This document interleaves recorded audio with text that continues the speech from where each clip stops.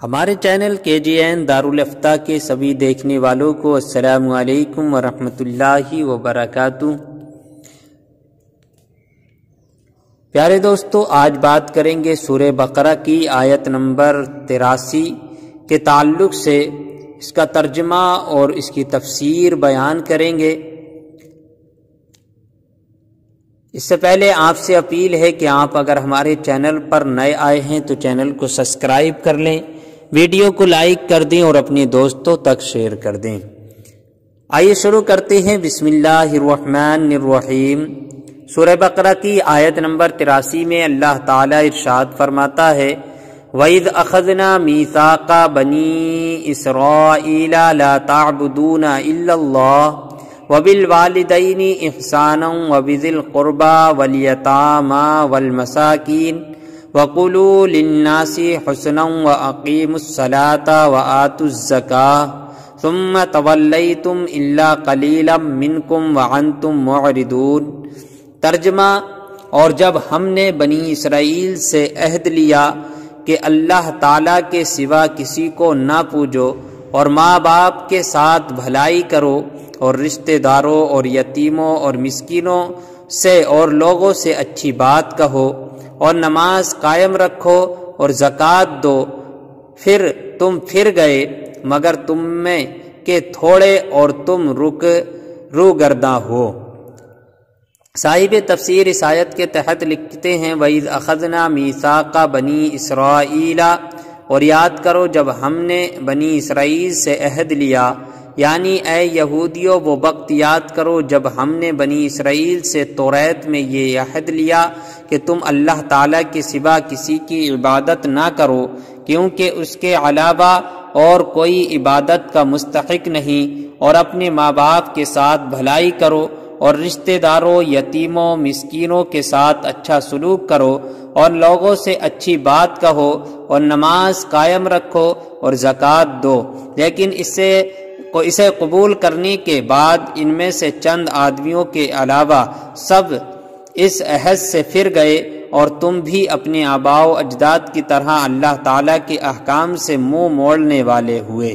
اس سے معلوم ہوا کہ بنی اسرائیل کی عادت ہی اللہ تعالیٰ کے احکام سے اعراض کرنا اور اس کے عہد سے پھر جانا ہے۔ وَبِالْوَالِدَيْنِ إِحْسَانًا، اور والدین کے ساتھ بھلائی کرو۔ اللہ تعالیٰ نے اپنی عبادت کا حکم فرمانے کے بعد والدین کے ساتھ بھلائی کرنے کا حکم دیا۔ اس سے معلوم ہوتا ہے کہ والدین کی خدمت بہت ضروری ہے۔ والدین کے ساتھ بھلائی یہ ہے کہ ایسی کوئی بات نہ کہے اور ایسا کوئی کام نہ کرے جو ان کے لیے باعث تکلیف ہو، اور اپنے بدن اور مال سے ان کی خوب خدمت کرے،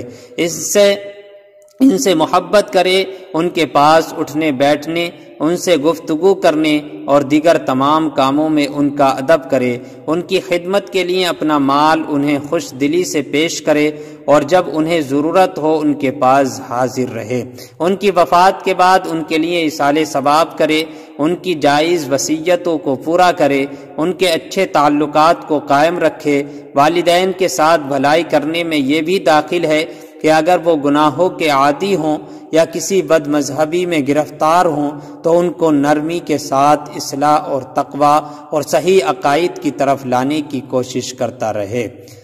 حقوق الوالدین کی تفصیل جاننے کے لیے فتاوی رضویہ کی 24ویں جلد میں موجود اعلیٰ حضرت امام احمد رضا فاضل بریلوی علیہ الرحمہ کا رسالہ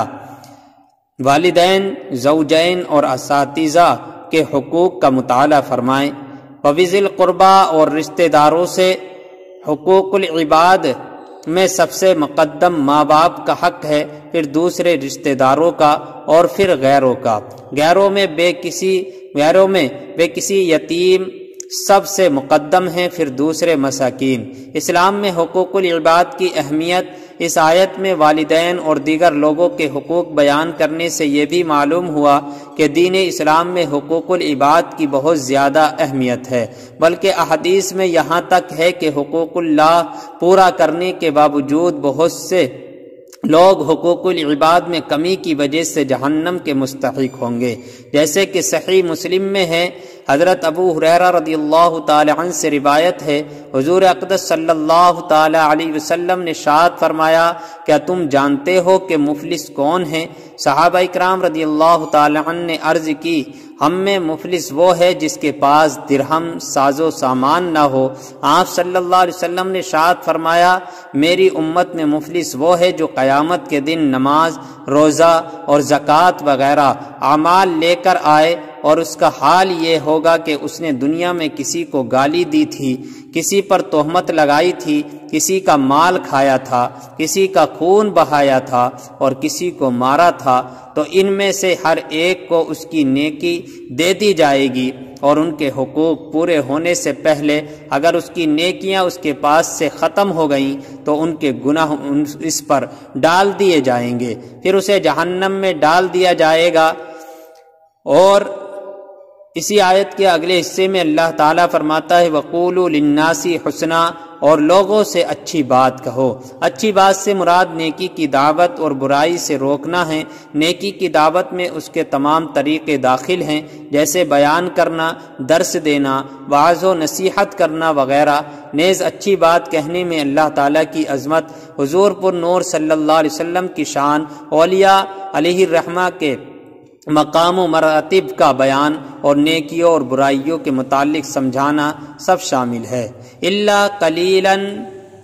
قلیلا منکم،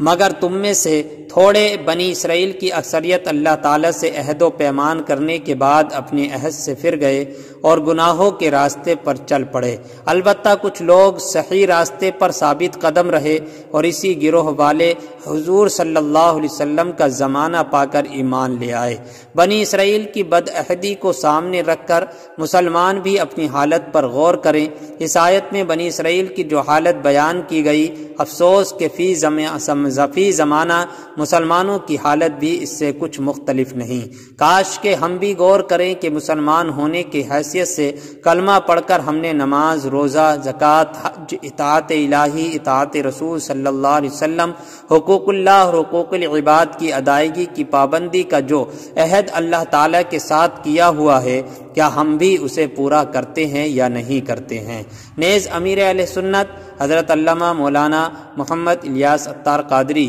رضوی کا رسالہ سمندری گنبد